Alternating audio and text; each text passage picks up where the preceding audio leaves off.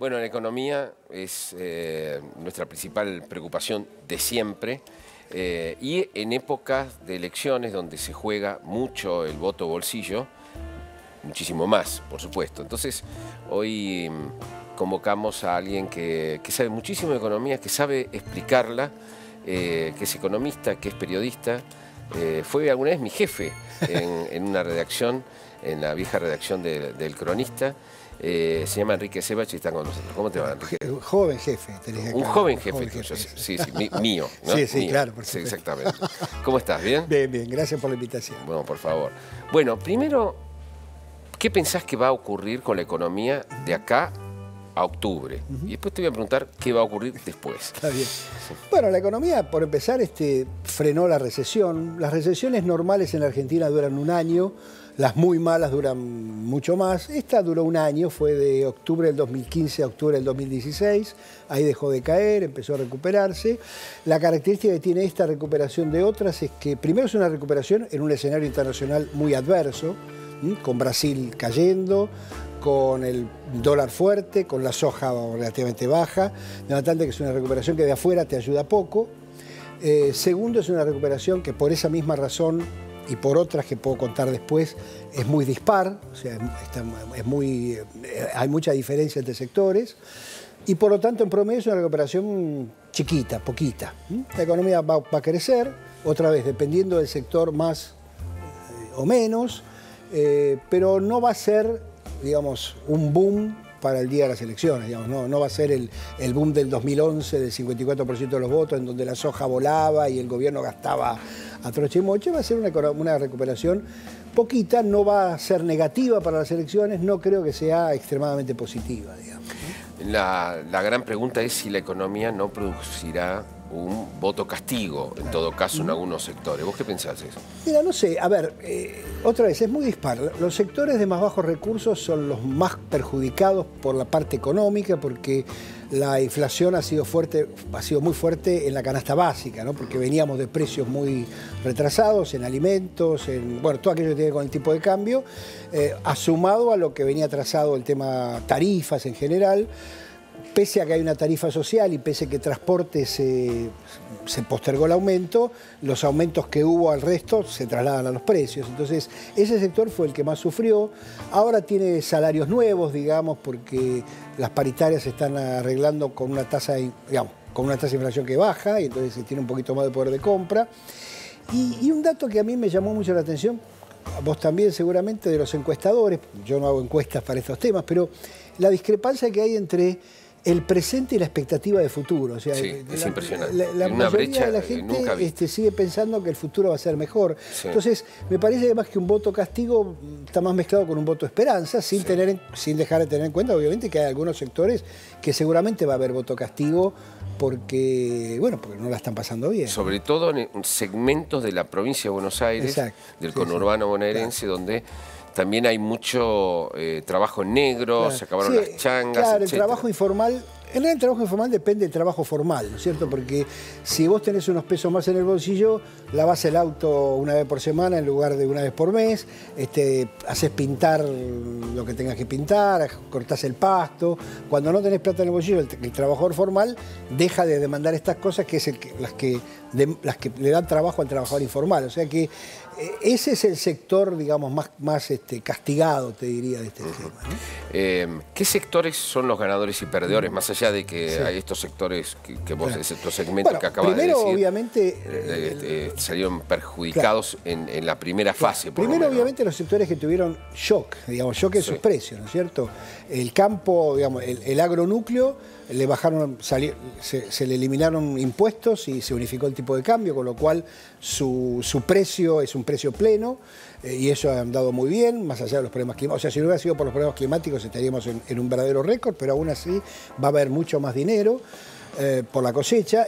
Esa misma cosecha tiene efectos multiplicadores en maquinaria agrícola, en autos, o sea, en pick-ups, que son las más vendidas del país, en los pueblos del interior, en las ciudades del interior que viven un poco del gasto de estos sectores. Por eso, inclusive en el interior, está mucho mejor la economía que en los grandes centros urbanos, sobre el conurbano, o sea, el campo primero.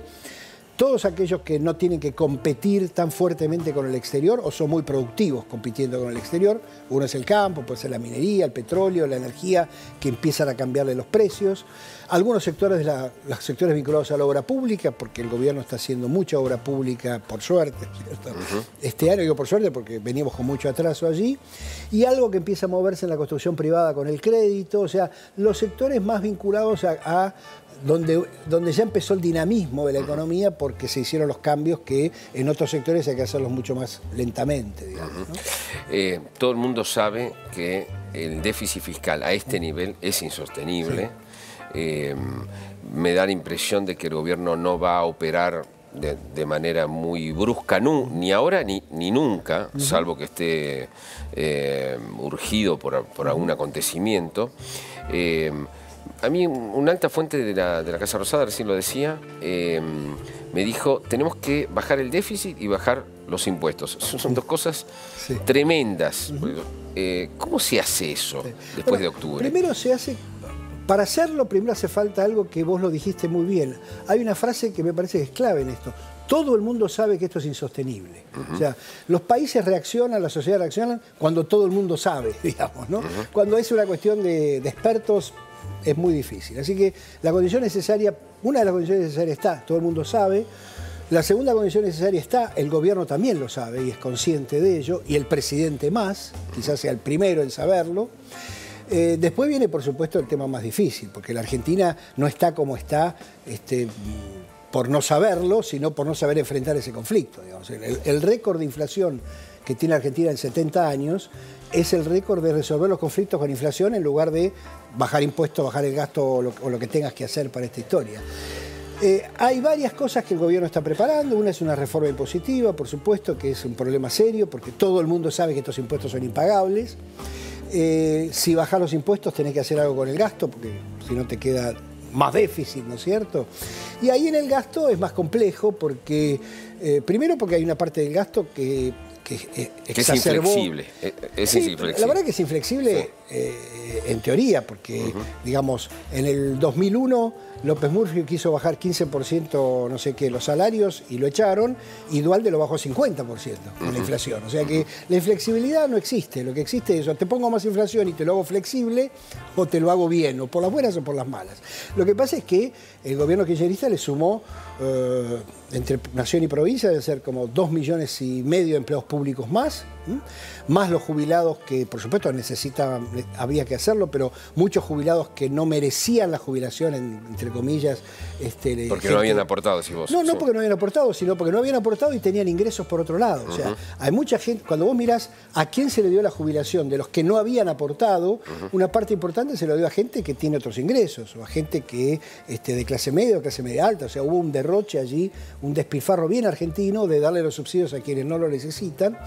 Entonces vos tenés dos conjuntos de cosas, el gasto previsional y el gasto en empleo público, sobre todo en provincias, que es muy difícil de bajar. Entonces se aspira que la economía crezca un poco por encima del gasto y eso lo vaya licuando. A mi juicio va a haber que hacer cosas más intensas que esas. Vos diste por sentado que el gobierno va a ser muy gradual en estos temas. Yo pongo mis dudas porque me parece que no va a tener mucho tiempo, no porque no tenga el tiempo, digamos, biológico, para decirlo de alguna manera, sino porque hoy la Argentina vive del crédito. Y aquellos que prestan están con la ilusión de que vamos a hacer las cosas que tenemos que hacer finalmente, y por lo tanto te siguen prestando. Ahora, si hay alguna duda respecto de que vamos a hacer lo que tenemos que hacer, es probable que se va a encarecer el crédito, que empiece a retasear, y ahí vas a tener que hacer las cosas. Se habló muchísimo durante todo este tiempo de que Macri se niega a tener un chef in chief en la cocina, es decir, un único jefe de cocineros que maneje la macroeconomía. ¿Qué pensás vos personalmente? Que pasaste por el gobierno. Mira, a ver, en la economía todo se mira con una cosa que se llama el equilibrio general. O sea, alguien tiene que sumar y restar todo lo que hay alrededor, y de hecho hoy estamos sufriendo las consecuencias de esa descoordinación, que no es un problema otra vez, no es un problema de si tenés una sola persona o 40, sino lo que pasa es que si tenés una es más fácil que si tenés 40. Por ejemplo, el déficit fiscal de Argentina, financiado como lo tenemos que financiar, que es con deuda externa, es incompatible con la meta de inflación y con el tipo de cambio. Entonces, si la meta de inflación la fija el Banco Central, que es lo que tiene que hacer, pero la meta fiscal la fija el ministro de Hacienda y el endeudamiento lo fija el ministro de Finanzas, y nadie suma todo eso, podés tener problemas. Yo creo que parte de esos son los problemas. Ahora, si eso es un problema de que no tenés uno en lugar de tener 4, o que tenés 4 y que no se coordinan entre sí, es un problema de estilo. Yo creo que el presidente tiene este estilo de más gerenciador, digamos, de tener una gerencia para cada cosa, como pasa en las empresas. Me parece que ahí hay un déficit que la Argentina va a tener que superar, sea con un solo ministro o sea con, otra vez, con ministros, con los mismos ministros, pero que los números de ese rompecabezas estén aceptados. Así que cuando uno habla con economistas que no tienen nada que ver con el gobierno, donde hay más resistencia en la intimidad, es en los más ortodoxos. Los ortodoxos realmente están enojadísimos con el gobierno. Sí. Los otros, incluso que trabajan para la oposición, en algunos casos dicen, y mira, en el fondo es más o menos lo que había que hacer. Sí. Yo hubiera hecho un poquito acá, yo hubiera hecho un poquito allá. Hay matices. ¿Cómo vos que conocés a todo el Spinelli, digamos? Bueno, sacando, por supuesto, a Kicillof, ¿no? Supuesto, me imagino que está como, que es exótico cosa. Y está en otra línea. A ver, el problema es qué grado de credibilidad tenés para hacer ciertas cosas. O sea, la Argentina, los gradualismos han fracasado no porque no sean el mejor camino, sino porque, no sos creíble. Es decir, alguien para decirte, bueno, mirá, yo voy a ir para allá y voy a ir para allá los próximos 5 años. Y yo decir, bueno, mirá, 5 años y no sé si vas a estar la semana que viene, ¿no es cierto? Le ponen hacen un acto público y le ponen un helicóptero, digamos, ¿no es cierto? Y segundo, porque la propia tensión que te exige el gradualismo va desgastando los instrumentos, ¿no es cierto? Si vos tenés que aumentar las tarifas, si tenés que aumentar cada 3 meses o cada 6 meses, y cada 6 meses otra vez, subieron las tarifas, otra vez los títulos de los diarios, la gente discute, los precios, digamos, si vos lo subiste una sola vez, se acabó el problema. Ahora, si era viable poder hacerlo una sola vez, es contrafáctico, digamos. Es decir, hoy ya pasó eso, o sea, no podemos discutirlo. O sea, yo entiendo la posición ortodoxa, si se quiere, en esa definición que hiciste, pero es una posición que no la podemos contrastar, porque si la sociedad argentina votó porque esto se haga despacio, si la Corte Suprema no te dejó subir las tarifas, digamos, para usar un ejemplo, y bueno, digamos, por más que la receta hubiera sido ser un shock ortodoxo, no lo puedes hacer. Ahora, ¿eso es fracaso? No, todavía hay chances de que la Argentina, dado que todo el mundo sabe que esto no puede seguir así, y con más poder político del presidente, que hubo que gastar mucha plata en la gobernabilidad del primer año, pueda de alguna forma reencauzar esto aún en un esquema gradual, porque ahí va a tener más credibilidad, porque ya con todo respeto, si el presidente se queda 6 años más, digamos, tiene 2 y puede aspirar a una reelección y te dice que va a ir para allá, bueno, ahí es otro escenario. Pero me parece que hoy la discusión, yo gradualismo, ortodoxo, no ortodoxo, no tiene margen, porque ya pasó, digamos. Esa discusión era en diciembre del 2015, ahora ya estás en el baile, ¿no? ¿Este gobierno pudo haber protegido a las pymes más de lo que hizo? Como lo acusan algunos economistas, claro. Sobre todo de Sergio Massa. El problema de las pymes es un problema estructural. O sea, otra vez, el sistema impositivo argentino sesga en contra de las pequeñas y medianas empresas por su eficiencia ahora recaudadora, ¿no? Vos tenés, por ejemplo, el impuesto a los ingresos brutos. Pero el ingreso bruto es un impuesto en cascada. O sea, cada etapa de la producción le carga el impuesto. Entonces, si vos tenés 10 pymes haciendo esto, el precio de la suma de esas 10 pymes es 100. Ahora, si vos tenés una sola empresa grande que se integra y dice, bueno, hago todo yo, todas esas etapas no pagas impuestos. Por ejemplo, para darte un ejemplo tonto, pero un ejemplo al fin. Entonces, vos tenés un sesgo del sistema impositivo y un sesgo del mercado de capital. O sea, lo que la Argentina no entiende, es una estupidez lo que acabo de decir, lo que nos cuesta entender a los argentinos es que el trabajo se remunera en función del capital que tiene al lado. O sea, un trabajador es más valioso si al lado tiene una máquina que lo hace producir mejor. Vos sos más valioso con un word processor al lado que con la máquina de escribir con la que trabajabas hace 20 años. Hace 20 años, sos mucho más productivo, y eso no significa que vos sos menos capaz o más capaz. Significa que a tu capital humano se le asocia otro capital que es la máquina. Ahora, para poder hacer eso, vos necesitas un mercado de capitales de tasas bajas y muy grande. Para tener un mercado de capitales de tasas bajas y muy grande necesitas tener moneda. Y para tener moneda necesitas no tener inflación. Entonces, un país que ha tenido el récord de inflación en los últimos 70 años, es un 6 seguido de 16 ceros, la tasa de inflación de 70 años de Argentina, 45, 2015, 2016, que destruyó la moneda, vos no usás los pesos para ahorrar de largo plazo, no tiene mercado de capitales. Como no lo tiene, ¿quién accede al mercado de capitales? Los grandes. O sea, una empresa grande que puede hacer una emisión y coloca en el exterior. Una pyme no lo puede hacer. Entonces, para proteger a las pymes, se crearon mecanismos que fueron perniciosos para las propias pymes. Subsidios, leyes laborales, un montón de cosas que terminaron perjudicándolas en lugar de mejorarlas.